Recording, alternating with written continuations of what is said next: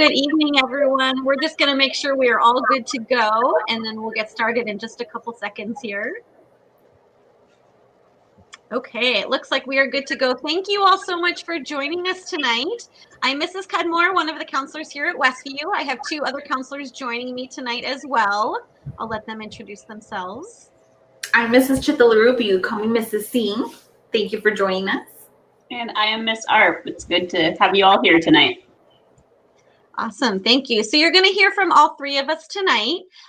We are here to talk to you about your college list and narrowing down your search and making sure that you are ready to go in the next few weeks when your college applications are open and ready to be submitted.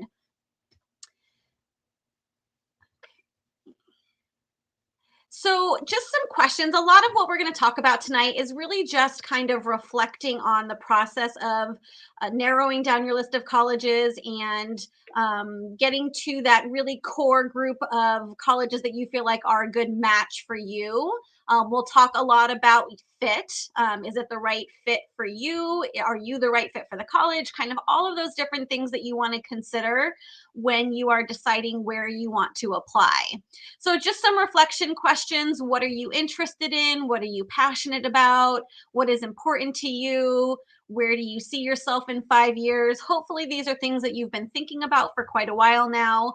And if you don't know the answers, that's okay too. The whole process is part of figuring out, what that next step is for you. And you may not know exactly what college or what major you're looking for just yet, but that's why we're here to kind of prompt you with some questions and point you in the right direction of where you can get more of that information. One thing that we've talked a little bit about over the last few weeks is our new college and career search program called SCOIR. So SCOIR is replacing Naviance. We've had Naviance for many years.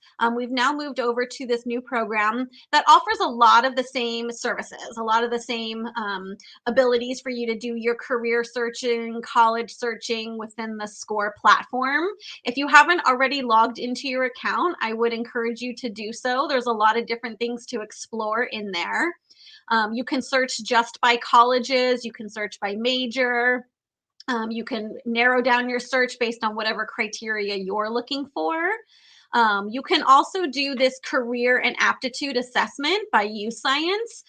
It is a little long, so you don't have to do it in one sitting, but you can take your time getting through this. And this might also help guide you in narrowing down your search for a major, a search for different careers. And if you find something that you like or you're interested in, it can then prompt you to look at colleges that offer that particular major.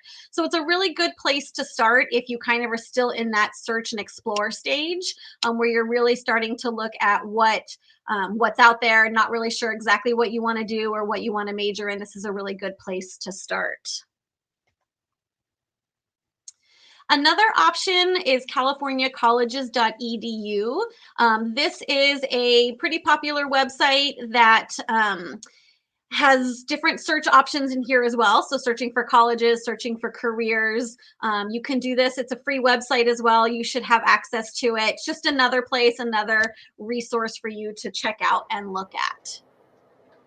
All right, Mrs. C here. So we're going to talk about more in depth in terms of what you should be considering in terms of finding the right fit for your colleges. So there's 3 lenses that we want you to make sure that you pay attention to. One is the academic, so the test scores, your GPA, in terms of personal, your preferences, your experiences, and financial, what your need is, and what your EFC is, which is your expected family contribution. So these are 3 things I really want you to consider and really think about and figure out when you're deciding where you want to attend college. So next, I want to show you some good questions to ask yourself for each of these lenses. So in terms of financial, this is critical. We want to make sure that you're applying to colleges that you can afford. So you really need to have a good conversation with your family in terms of how much you are willing to spend. Maybe do your parents have a college savings account for you? If so, how much can you use per year? See if there's any other savings that you have available that you can use towards college. You might need to consider applying for scholarships, and we'll talk about that in a little bit more detail a little bit later. Do you already have some in mind? And maybe you already have something in place that'll help you with that. Do you qualify for financial aid? The FAFSA is definitely going to be your friend when it comes to applying for financial aid, and we'll have another session about that, and we'll give you a lot more details about that. But definitely your finances are really important when you're trying to figure out which college you want to go to. And then in terms of personal, you really want to figure out, what is it that I'm planning on doing for my career? What type of major fits my goals? Do the schools I'm looking at even have that major, which is critical? Are you interested in clubs and sports and organizations? So it's really important for you to look at those factors when you're reviewing and doing your research. Are you interested in Greek life? Some colleges don't offer that, for example. So if that's important to you, you want to make sure you look into that. Do you want to go to a large school or a small school? Do you want to stay here in San Diego? Do you want to maybe move somewhere in California, but not necessarily go out of state, or maybe just go to the East Coast? Something as simple as weather. If you grew up here in San Diego, you're used to the sun, but are you going to be okay in snow? Little things like that you should be considering when making these decisions. And then, of course, in terms of your academic history, what's your GPA? Have you taken the SAT and ACT, which you actually might not need to, depending on the colleges that you're applying to, and we'll talk about that as well. But if so, what are your scores? Have you taken AP classes? Have you passed any of the AP exams? So those are other things that I definitely want you to consider. So next, again, on the same topic about what things you should be researching. So I really want you to identify priorities. So in terms of location, population, maybe class size, there's definitely some schools where you will be in a classroom with 500 plus students. And then you have others where you'll be in a classroom of 30 to 50. So if that is important to you, you want to make sure you look at that. So again, look at the areas of study, housing, dining, extracurriculars, athletics. And then I definitely want you to focus on admission requirements and chances. So look at the GPA, the test scores, the Westview data. So the scattergrams you can actually find on SCOIR, which is actually something really interesting because it actually shows you the historical admissions decisions of students who graduated from Westview. And you can view the scattergrams by actually going to the college details page in SCOIR of the college whose scattergram you wish to view. And then you just click on the analysis icon. Or you can just simply go to your My Colleges list on SCOIR and then click the college tile to open the expanded view and then click View Scattergram. So those are really cool. It's just really great data for you to be able to look in terms of our Westview alumni. And then school data. I definitely want you to look at the college data. The admit rate, you can look at that by major as well, the GPA range, which you can also look at by major, but that's really important for you to do your research. Definitely look into on-campus college visits. If not, they're definitely offering lots of virtual ones, and we'll talk about that a little bit more in detail. Definitely take advantage when you get to meet a college rep here at Westview and attend any college fairs. Also, definitely look at the cost benefit, make a budget. If it's out of state, how much is that going to cost you compared to going to an in-state college, things like that. And then 2-year versus 4-year, which we'll go into detail in a little bit as well, and public versus a private school. Just things that I definitely want you to consider when figuring out and finalizing your list. Next, we're going to talk about some helpful resources that'll help you in this process. So the College Board Big Future website is great. You can search by test scores, location, majors, support services. If you create an account, you can save your favorite colleges and then revisit them later. Then we have CAPEX, where you can search through thousands of schools, plus you can estimate your chances of admission based on your GPA and test scores. Then we have College Insight, where you can pick out the most relevant data and compare schools in the way that makes sense for you. And then Unigo, instead of selecting filters, you'll answer questions through like a BuzzFeed style quiz, and then it'll match you with colleges based on your responses. So these are just some of the thousands of options that are available to you to help you really narrow down your college list and really do your research. Something that we always recommend is to be organized. So here's just a very great example of a college research spreadsheet. It's just easier for you to keep everything in one place, and you tailor this to what is important to you. Obviously, you're going to put the name of the school, location, maybe the major that you're interested in, the cost for sure, but any other thing that you're interested in. Do they have a certain club? Do they have a certain sport? Greek life, you name it, anything that's very important to you, put it all on here so you can actually compare all of your colleges at the same time. And then later on, when you actually start applying, you can make a column for if you applied to it, if you got accepted, you name it. So it's just a really quick and easy way to kind of keep everything organized and track it all. So I highly recommend you doing that. Of virtual tours, and I want you to really take advantage of those.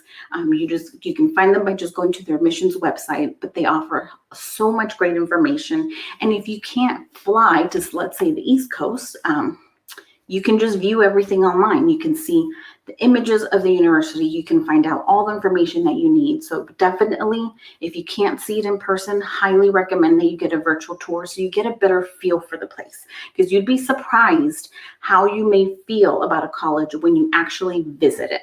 It could really change what you think of it. So I highly recommend making time to do that. And then we're going to talk about a SCOIR again, because we want you to come to our college visits.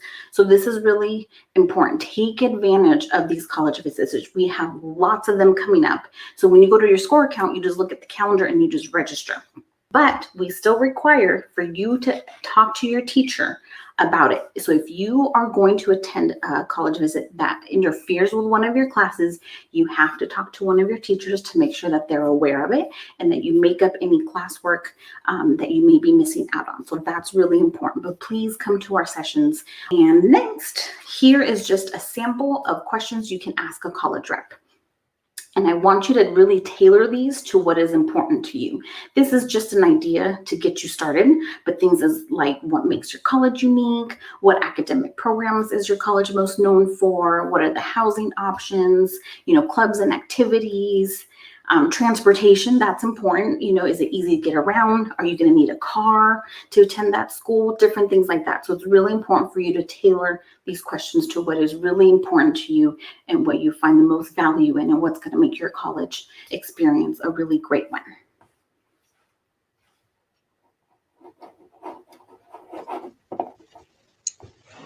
Okay, this is Miss Arp, and I'm here to kind of narrow down these options a little bit for you more. And again, we can't say enough. We really want you to be doing your research before applying to colleges. Every year we have students who are looking at 20, 25 different colleges.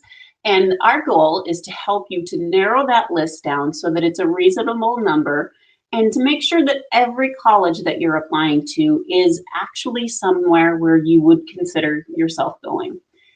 So first, I'd like to touch a little bit on 2-year versus 4-year colleges. Some students, when they dream of themselves in college, they're thinking about, oh, the big university with the giant football games and school spirit, while others, when leaving a campus like Westview, they're used to their teachers knowing them a little bit more. They're used to being able to have their professor know their name when they go up to ask a question. And so we do want to make sure that everybody knows that there are different options out there for starting your college. Today, our presentation is about 4-year bachelor's degree colleges, but there are 2 different ways to start your bachelor's degree. If we can go to the next slide. The first route, kind of the traditional one, would be to start directly at your 4-year university. If you're considering a UC or a CSU school, maybe you're looking at going out of state, maybe you're looking at a private school. Typically, when you go straight to a 4-year university, you're going to spend your first 2 years on what they call your general education.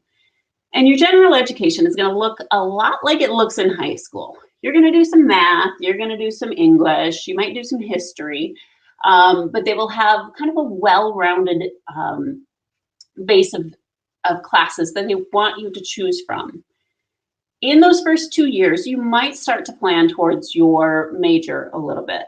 If you're business, you might start to take an intro to business class, or maybe a sequence of accounting classes that will lead you into your last 2 years.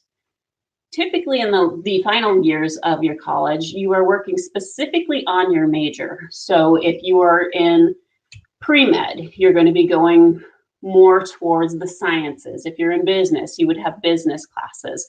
If you are in social sciences, your classes may be tailored closer to those. And so you're really focusing those last couple of years in college specifically on the jobs that you want to do when you get out. So by the time you're done with your 4 years of university, you've gotten a broad base of general education, but then you've narrowed your focus down and really started to hone in your skills specifically on your major that you're graduating with. For some students who are looking for perhaps a more gradual lead into college, starting at a smaller school, like a 2-year college, a junior college, it might be called, a community college, something like Miramar or Palomar, those first 2 years where you're taking general education courses, you're taking your English and your history and that broad base of education, you can do that in a 2-year school. If you know in those first 2 years that, yes, I definitely want to major in the sciences, you may still start your sequences of chemistry sequences or physics or whatever it is that you're going for. Typically, if you're going for a 2-year degree, you want to be looking ahead towards the ultimate 4-year degree that you want so that you can be getting any prerequisites that you need when you move on to your 4-year university in the last 2 years.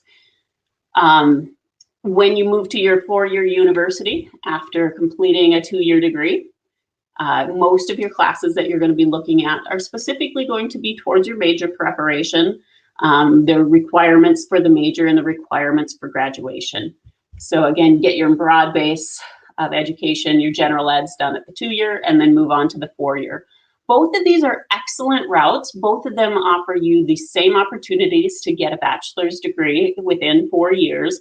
It's just what is right for your student and what is right for you in making sure that those first couple of years really fits what you are looking for in your college experience. We have a lot of students who ask a lot of questions about public versus private education. And we wanted to make sure that you understood the basics of what really is the difference between public and private. Back a long time ago when I was in high school, basically all I ever heard was, oh, private school is expensive. And that was about all I had ever heard of it. So I thought my only option was public schools. But there are a lot more pros and cons to both public and private schools than I had ever realized before. Just the kind of the basics of them. Public schools, they're called public because most of them are funded through the state governments. So those would be your University of California or UC schools or your California state schools. What you often see in public schools is that they have a tuition rate that is lower for students who are coming from that state.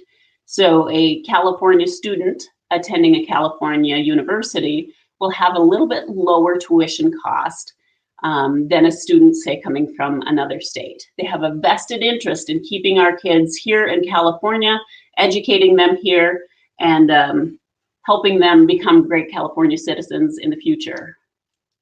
Oftentimes, public schools are larger institutions, so you may have the bigger sports teams, you may have a lot of students in your classes, which is the next bullet point here. You may have a lecture hall that seats 300 or 500 students where your professor has never actually seen your individual face in the crowd. Because of that, professors sometimes can be more difficult to access because they may have much larger class sizes and they rely more on student teachers helping them out to do individual meetings with their students. I'll get to the tuition in one moment. Private schools, on the other hand, are mostly funded by tuition and private contributions. So tuition oftentimes looks a bit higher, and there is typically not in-state or out-of-state tuition. Everybody pays the same sticker price. Usually private schools are slightly smaller, so for students who are looking for a school that's a little more intimate, where your class sizes aren't 500 students, a private school might be a good option. Sometimes they do have a more narrow range of majors. They might specialize a little bit more in what they offer from that school. Because of the smaller class sizes, professors can be easier to access sometimes at private schools. So building those relationships with your professors so they really get to know you, and you know you have them as a backup if you need extra help in any of your classes, sometimes can be a benefit of private schools. Again, it was also a benefit of sometimes starting at those 2-year schools as well, just those smaller class sizes. Next slide, please. So we can't stress enough that we want you to do your research on the colleges, make sure that they are offering what you want. And when you start building that college research spreadsheet that Mrs. C talked about, we want you to organize your list in a fashion that is going to really help you decide which schools you ultimately are going to apply to. We recommend that you look in 3 categories. Reach schools. Your reach school would be your dream school. I have always dreamed of going to Harvard or UCLA or whatever it might be. That high level, man, if I could get in there, that would just be my dream. That's what I always wanted.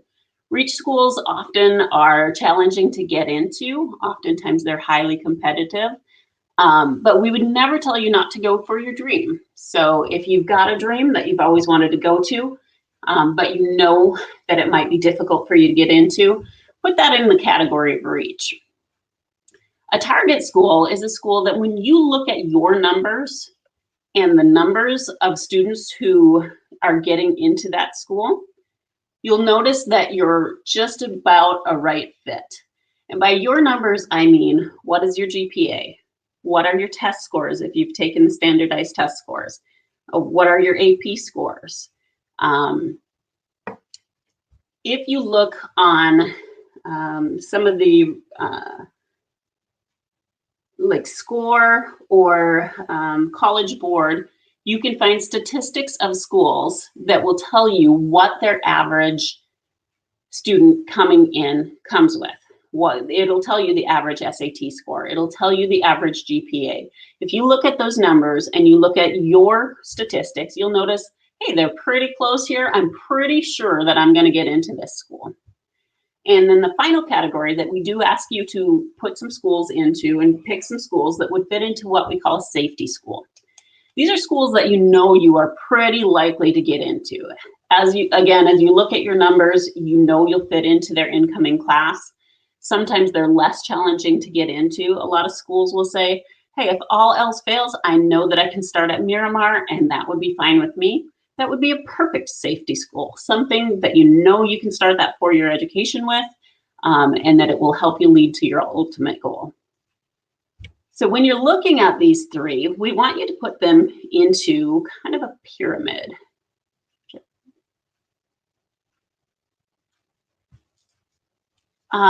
We recommend that students get their list narrowed down to 8 to 10 would be wonderful if you can. We don't want, again, you applying to way too many schools. It is costly for each of the schools that you apply to. But typically we recommend when you're looking in the category of reach, when you're looking at those highly competitive schools and you've selected the ones that you know have your major, that you know are in the location that you want, and all of those other great suggestions that Ms. C went over, you should select 1 to 2 reach schools that you really, really want to go to. We recommend that you go for 2 to 3 of your target schools, or those ones that you're fairly likely to get into. And then you consider 3 to 4 of the safety schools where you know that your GPA and your test scores are above the average students getting in there, and there's a very, very good chance of you getting into those schools. What we don't want you to do is to have that pyramid upside down. Oftentimes, Westview students apply to a bunch of reach schools, a couple target schools, and then very few to none of the safety schools. Applying to those reach schools, again, is going to be a reach, and we'll go over numbers in a little bit of the percentages of students who get into some of these highly selective colleges. We don't want you to be disappointed if you have only reach schools or too many reach schools that perhaps you wouldn't get into, but not enough safety schools. You don't want to end up with unhappy results with the schools that you've gotten into. You want to make sure that you really think about those safety schools and that you love them, let you know that if you started there, it's going to still get you to your goal and you would be happy to go to those schools. And again, the target, we do want you right in the middle there. We want to make sure that you've got 3 to 4 target schools that you're considering.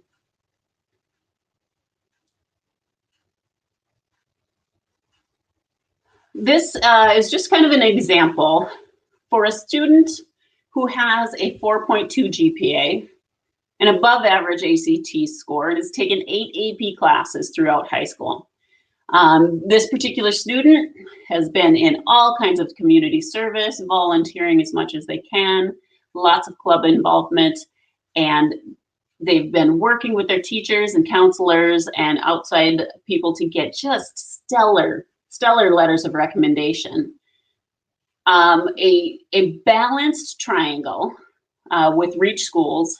Reach schools might be Harvard and Georgetown. It's a reach even with a GPA of 4.2.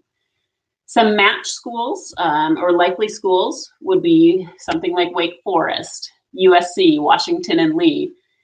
And for this student, some schools that they know are a safety, that they know that they're pretty darn likely to get into with their numbers of 4.2 GPA and those high ACT scores. San Diego State, Willamette, University of Texas, all great schools that they can still go to, all have great programs depending on what the student is looking for, and would be great safety schools for their triangle.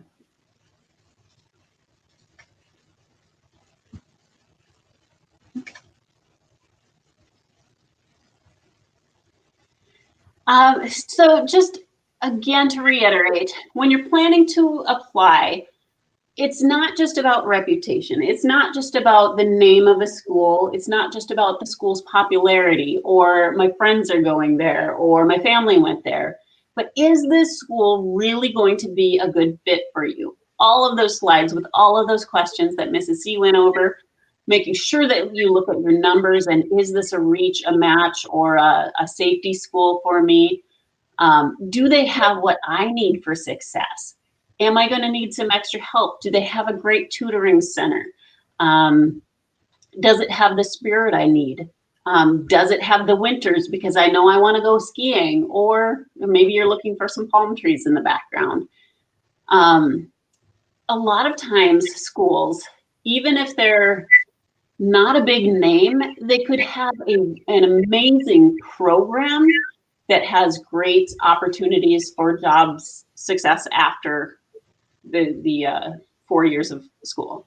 So although it may be a smaller school or a lesser known name, you could still have a really good opportunity just depending on where you go and making sure it's the right fit. So again, can't stress enough, do the research. If you need help with the research, come in, let us know. We love to help students with this. We'll be happy to give you resources and ways to help you narrow down that list. Just to piggyback on what Mrs. Arp is saying, there's so much possibility in the schools that you're applying to and the options that you may have if you're doing your research and you're applying to the schools that are right in that target and safety range.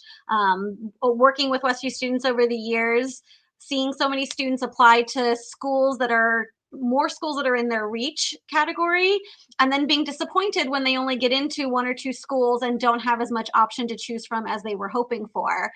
So really, if you're doing the right version of just one or two reach schools, but more schools in your target and safety range, then you're going to have a lot of schools to choose from.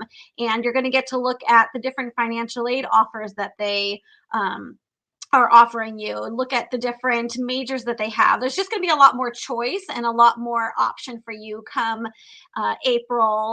March, April, when you get your admissions decisions. So, it's kind of an exciting time, but it's also nerve-wracking. I know sometimes going into it, students feel that stress of not knowing where they're going to get in. But if you apply to the right schools and you feel that it's the right fit for you, then your chances of getting accepted are a lot higher. Just a couple things that we wanted to review with you. We have a lot of students who apply early action. We have several who apply early decision, and then there's also restricted early action. So just a reminder about these different options. Early decision is a binding decision. So if there is a school, it may be one of those dream schools that you know for sure 100% if I get into this college, I am going to go there. That may be something to consider for early decision. It is binding, which means if you get accepted, they are expecting that you're going to enroll in that school, and you must withdraw your applications to other colleges. There may be a little bit of a higher chance of getting in. I'll show you in just a minute some statistics on early action and early decision admissions. But just know with early decision, you are making that commitment to that school. You may not yet receive your financial aid award letter. You may not know exactly what your options are. You may not know what other colleges you're getting into. So it is kind of that binding decision that you're saying, yes, if I get accepted to this school, I will be going no matter what the other circumstances are. Early action is different in that it's not binding. So you can apply early action to multiple schools. It's a way to find out earlier in the application process if you're getting into those schools. You can receive multiple college decisions and then decide later on. You don't need to let them know until May if you're going to be accepting the enrollment in that school. But so it's not binding. You can apply to multiple schools. It gives you more options. Restricted early action is kind of a combination, and depending on the college you're applying to, it may be more restrictive than not. So you need to check with each particular school to see exactly what their policies are. You're typically not obligated to attend if you get into a restricted early action school, but you may only be able to apply to one. So again, look at the policies on those particular schools if you're interested in doing early action, early decision, or the restricted early action. This is just a quick snapshot of some of the Ivy League schools, just to show you I don't like always just showing the Ivy League schools, but it does kind of help us get a picture of how this can help your chances of getting in if you apply early action or early decision. So you can see at these particular schools, the acceptance rate is higher than the regular admissions pool, the regular deadline acceptance rate. Again, early decision is kind of your commitment saying, you are my number one school. If I get in, I'm going to be attending this school. So on the college's side, they're seeing that as a commitment to them. So they know if they accept you, you're going to be attending. Besides the early decision, they don't always know. So they can accept a student, but the student may choose to go somewhere else. So on the college's end, this can help them yield a higher rate of students coming to their school, which is maybe why their acceptance rates are a little bit higher for early action and early decision. This is showing some statistics for the UC admissions rate for 2020. So you can see each particular campus. I'm always fascinated by how many students apply to these schools. 118,000 applied to UC San Diego in 2020, and 40,000 approximately were admitted, with an overall acceptance rate of 34%. So you can see even just among the UC schools, the variation in acceptance rates. The ones that have a much lower acceptance rate, UCLA, UC Berkeley, and UC Santa Barbara is at 29%. Others that have a higher acceptance rate, UC Davis has 49% of its students being admitted. Merced, 87%, so very high chance of getting accepted if you apply to UC Merced. Riverside, 65%. So it really varies even just among the UC schools.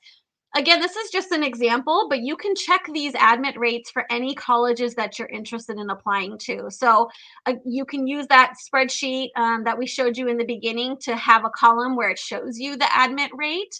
And that can kind of, again, help you decide which schools might be in your reach range, your target range, and your safety range, just based on the acceptance rates and how many students they admit to those schools. This is showing some of the highly selective schools and the acceptance rates. And we wanted to show this to you because we wanted to point out how small some of the classes are that they're accepting to these universities. So Harvard is only taking approximately 2,000 students. They get almost 40,000 applicants, but they're only taking in 2,000 applicants. So if you think of all the high school kids in the country who are applying to these schools, it's a very small number of kids who are being accepted to these very highly selective schools. So 5% admit rate, 6%, all the way up to, it looks like Cornell has the highest acceptance rate on this particular list at 13.96%. So it is a very much lower acceptance rate than some of even the UC schools because the classes here are smaller classes that they're accepting, and they're smaller universities. They take less students.